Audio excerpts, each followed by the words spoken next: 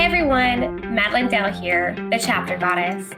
I am a mom, author, blogger, freelancer, podcaster, producer, and overall creative. With this show, I really want to focus on creatives and bring their authentic self to life. How are they motivated to pursue their passions? What have been the struggles along the way? Does self-care play an important role in who they are today and how they connect with the creative flow? Bringing one's authentic self to the forefront is important in this world that we live in currently. Sharing your self-care, your tips, and how you stay on track for things without losing it completely is also important. Self-care is not talked about enough, and authenticity and self-care are what I like to highlight with my creatives, as well as getting to know them. So get ready for a fun and entertaining show. Hit the like button, subscribe if you haven't already, and let's get ready to meet this episode's guest. Hello, everyone, and welcome back to another episode of the Book Chat. Today, I've got another guest for us to meet and listen to a little bit about what she's written and got going on.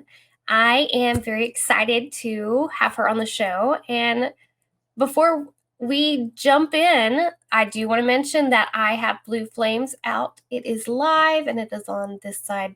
I always get this backwards. It is live, ready to go, and I hope you'll check it out. But without further ado, here is our guest.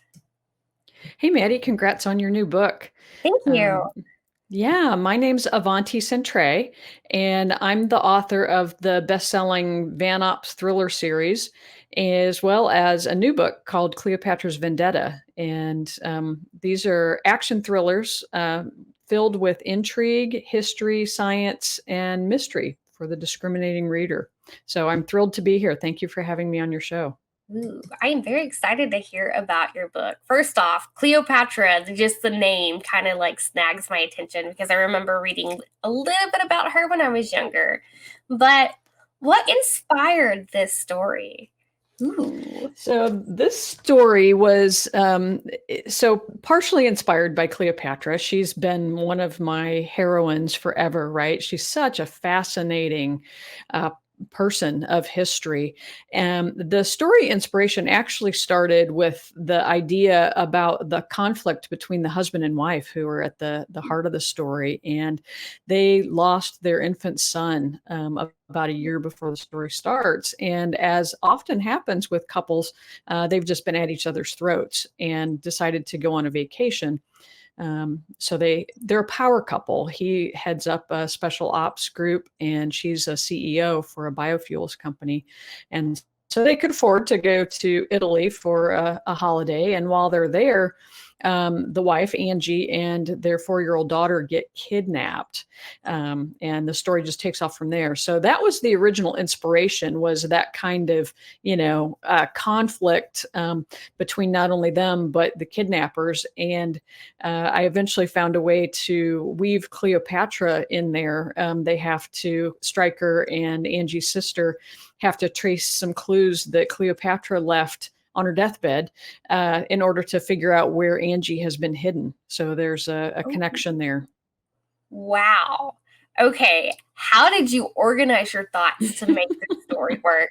I'm not much of a thriller writer. I do a lot of fantasy, so this has always sparked my interest. But how do you start from point A and get to point B?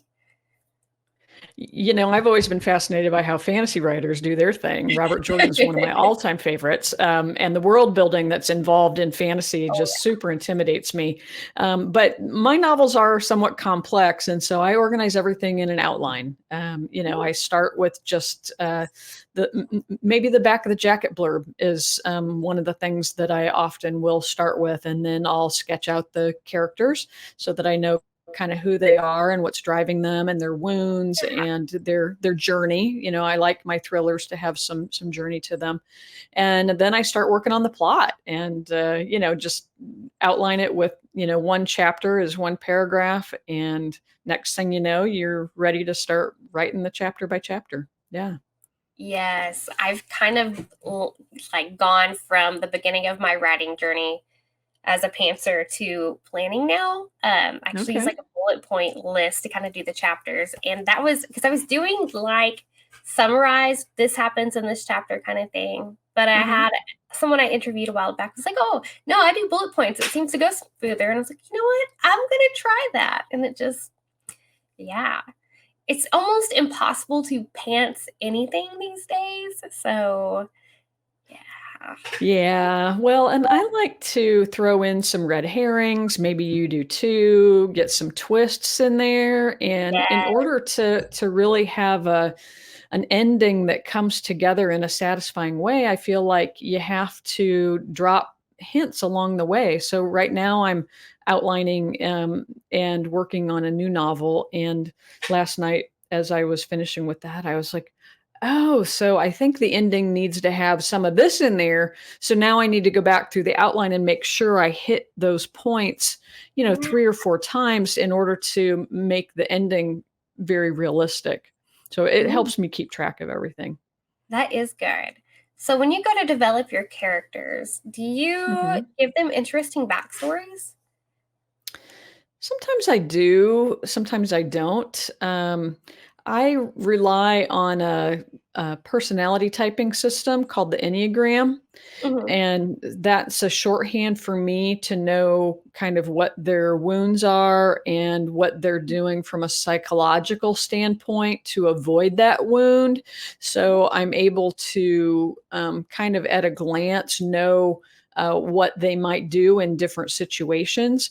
Um, in certain characters, I think for me a backstory is important. So in this Cleopatra's Vendetta, Stryker, Timothy Stryker. Mhm. He's the husband who's trying to find his wife. And he had an interesting backstory where his father killed his mother and his little sister Oh, and caused some physical damage to Timothy. He lost a finger, has a oh, shoulder problem as a result. And it's really colored his perception of drinking because his dad was just a down and out drunk and killed them in a fit of alcoholic rage. And so the way that Angie's been dealing with the grief of their child is by drinking. So you can oh, imagine that that doesn't go over very well with Timothy because, oh my God, people who drink end up killing people, right? yeah. So that was a situation where I felt like I needed to have some more of his backstory spelled out.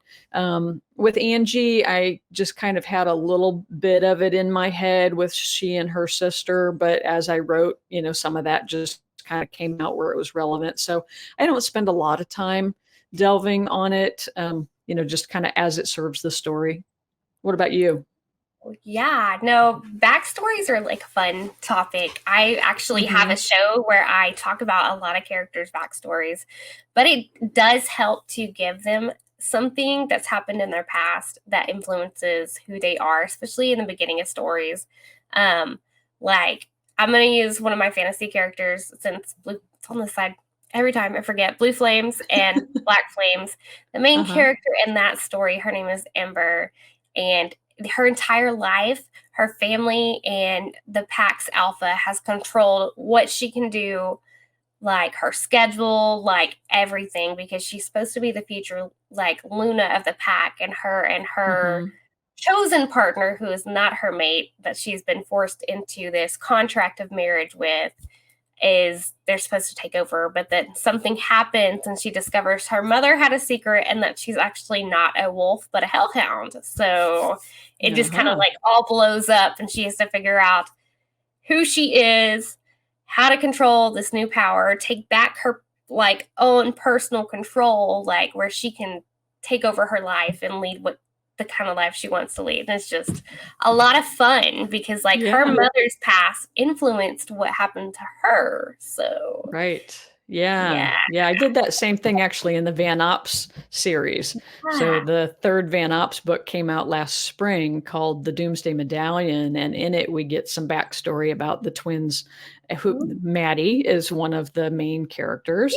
yeah. It's a Yeah, good great name. And her brother name. Will, who are, 30 something, but their mom died when they were little.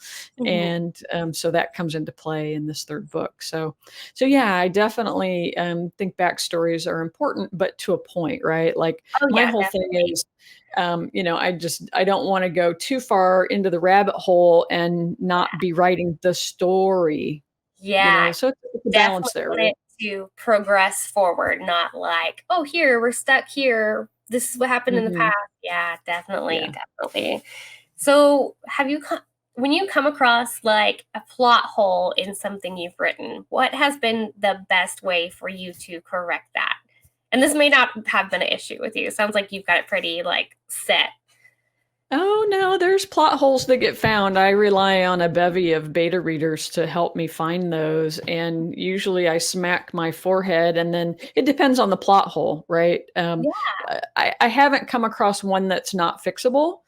Usually it just involves going back earlier in the story and, maybe laying the groundwork or fixing something that, I said earlier or something mhm, like that. But I haven't come across one that's not fixable in some way or another. But they're there, and that's why I'm just so grateful for my editors and my beta readers because, yeah, as I'm sure we writers we get myopic, right? We are into our story, and even after reading it through multiple times, we're just like, oh, that's pretty good, and then yes. you get to the editing stage and they're like, oh, but what about this or that oh yeah, okay, good point, yeah. So I really appreciate all of that feedback that helps it make it a better book. Oh my gosh, yes. Beta readers are lifesavers. I will definitely it's hard like getting that group of beta readers going at the beginning, but once Mhm. you've got it, it's like, "Oh, I'm so thankful for you. Please stay. Don't leave me." So Mhm. it's amazing what they catch in the writing though. Yeah. Um, what is your least favorite part of the process of creating a book, like from start to finish? And that includes like the editing, the marketing, like all of that. What is your least favorite part? Well, I think the hardest part for me is coming up with that unique hook, Mhm. that story idea. And often, my whole stories revolve around a twist at the end. And so coming up with that initial twist, or hook, Mhm. right, is hard. I mean, I can draft up characters and plots all day long, but that doesn't mean it's going to be a good book, right? Yeah. So for me, I have to get over that initial, is this book worth writing? Is it a big enough idea? Is it going to satisfy my fans and myself?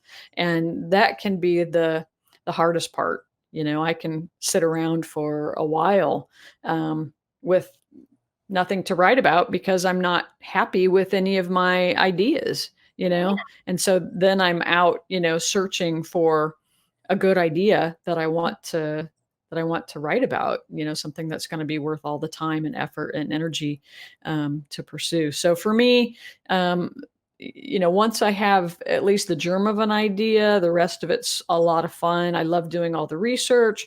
I love doing the writing. The editing is great because it helps, make the story better for everyone. The marketing is even pretty fun and easy, but coming up with that initial idea, is the hardest part for me.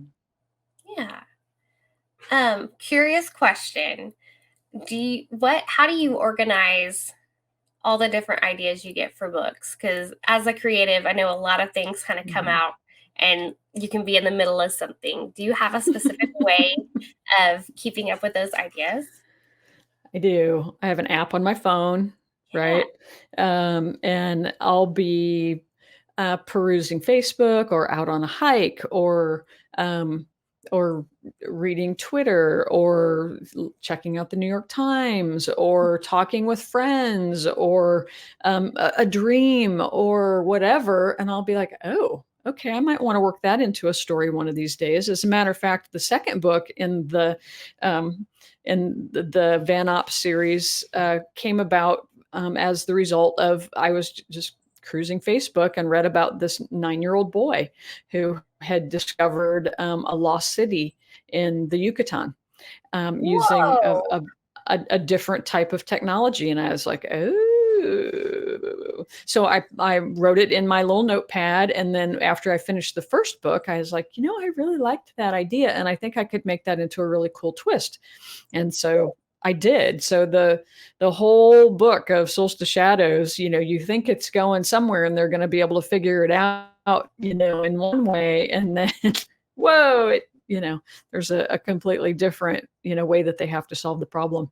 Um, so, so I jot them all down. I just have a little simple note app in my phone. And then when I'm in that stage of, oh, I need a new idea, what am I going to write about? Then, I start there, right? And I go through and I see, okay, okay, that one, maybe I could play with that one. So I'll play with that one a little while and it'll either work or it won't. I'll get down the plot line a little bit. I mean, no. And then sometimes it just takes a while for the story to come together. So I have an idea for the fourth book in the Van Op series. Mhm. And I've been playing with that for a while. And I was having lunch with a friend one day, talking to her about, I just can't get the ending of this one. It's got all the other elements, but the ending. And so I explained it to her a little bit. And she's like, oh, what about this? I'm like, oh, that's brilliant. So as soon as I finish the book that I'm working on now, I'll probably take advantage of her idea and Yes. go through and finish off that fourth Van Ops book. So yeah, I'm there's so much always, technology these days to keep track of yes. ideas. Oh my gosh, yes. And I'm terrible about keeping mine in one place, but I'm working on it. So it's always curious to ask because I'm a little more scatterbrained, I think. I have notebooks all over the place and an app on my phone. Uh, Uh-huh. it's like I'm always in some like weird spot. But the app on the phone, I probably need to start doing it like that. Because like you said, you can just pull it up and like scroll down to see what you want to work with that day instead of having to go hunt down a notebook. Uh-huh. So but another fun question. Have you ever had writer's block and how do you move through that? Well, I don't know if we could call what we described earlier in the conversation as writer's block or Mhm. not, because it definitely keeps me from writing because I don't have an idea that I like Yeah. or want to work with, so I'm not writing. So and I suppose it could meet that definition of writer's block. And so the way that I work through it is just I start brainstorming. I've got some encyclopedias of like weird and mysterious things, Mhm. or I'll start researching stuff, on the internet, things that interest me. Mhm. So I think that I just try to keep the creative juices going by still dedicating some time to researching and thinking about what I'm going to write, and or it's a great time to read other people's work, because often when I'm in the middle of creating, I don't have a lot of time to read other people's stuff. So I find that there's always something that I can be doing for my writing, even Yeah. if it's just marketing, tweaking an ad, or uh, going back through that list of ideas or something. So there's always something that I can Yeah, do. that is Yeah. true. Have you ever felt overwhelmed working on stuff? And how do you get through that? Like, is there a way do you just step back and just make a list or That's exactly what I do. When I feel like there's just too much to do on any given day, I'll step back and make a list and I'll prioritize it. And I'll just take the most important thing next and then the next most important thing. And sometimes I find it helpful to take a walk and just not do anything for yes. 20 minutes, right? Just get my Mhm. blood pressure down, go for a walk with the dog, hang out in the sun, and then I'll realize, okay, so this is the next most important thing, and the world isn't going to end if I don't get them all done today. And yeah, but life can get very busy. Oh yeah, definitely. And I've had to teach myself how to step back when getting overwhelmed. I feel like as a creative, like literally you could just keep working and working whether you want to or not. You could. It's a lot. In your journey as an author, what has been your favorite scene to write with any of your books? Mm. I think the favorite scene was in that third Van Ops novel, The Doomsday Medallion, where our heroes, Maddie and Will Argonis, are trying to track down the lost medallion of Nostradamus Mhm. because the Chinese are trying to find it because they want to invade Taiwan. And they believe that if they can find a way to foretell the future, that they will be able to be successful in their invasion of Taiwan. And so our heroes, who belong to an ultra black covert agency called Van Ops, are in France.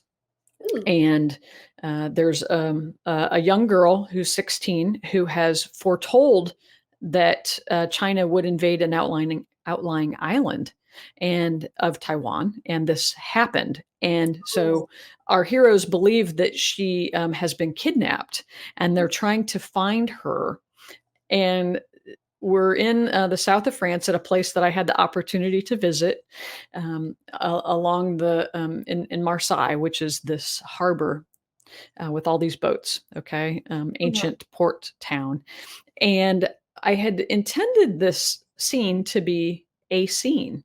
Well, for whatever reason, I really love to write action. And this action sequence ended up taking up, I don't know, maybe 50 pages, 75 pages, something Yeah. like that, a huge portion of the book. So, they start off where they, think they know where she's at. And then, this they get attacked by the bad guys, and then they chase Mhm. down this other guy with one eye, and then they end up finally getting her at the library. But then the bad guys are chasing them again, and they have to jump on jet skis, and then they take off on the jet skis, and then the boat starts to chase the jet ski. So it just went on and on and on. And what was so fun about it was I hadn't really intended it for it to be that much excitement at that point Yeah. in the book, but that's just how it came out, and it was super fun to write. Yes. Action Yeah. scenes are always like the best to write because there's so much happening at once. And with Hmm. viewers not being able to like watch it on the TV screen, you got to make sure like they're able to like visualize it in their heads and just like or, like embrace themselves in the story and just be present there. Like it's actually them being a part of it. Oh yeah, yeah. It's so So that fun. was a blast. Yes. Do you have many action scenes in Cleopatra's Vendetta? Oh yeah. Oh yeah, I'm the action scene queen, which is funny because people look at me and they go, "You're a girl," and I'm like, "Yes," and I have dreams almost every night where bad guys are trying to kill me, and I'm having to stab people or shoot people or whatever. Maybe it was a past life as an operative. I don't know what it was, but yes, in Cleopatra's Vendetta, we have so many action scenes. Where do we start? Ooh. So Angie gets kidnapped, right? Yeah. So that's full of action because she's trying to fight back, and that doesn't work out so well. And then her sister, a number of chapters later, is trying to trace down these guys, and she has to run through the streets of Bari to chase one guy. And he starts to shoot at her, so she shoots at Ooh. him. And when she's going to check him out, somebody else shows up with a gun to the back of her neck. So she's got to get Oh. out of that situation. Um, Meanwhile, the story actually opens with Stryker and one of his buddies in Saudi Arabia, where they're trying to stop an assassination attempt of the Saudi Ooh. crown prince. And they fail miserably. Oh. So they're trying to figure out, why are all these people being assassinated? And then there's a number of, chase scenes where Stryker and his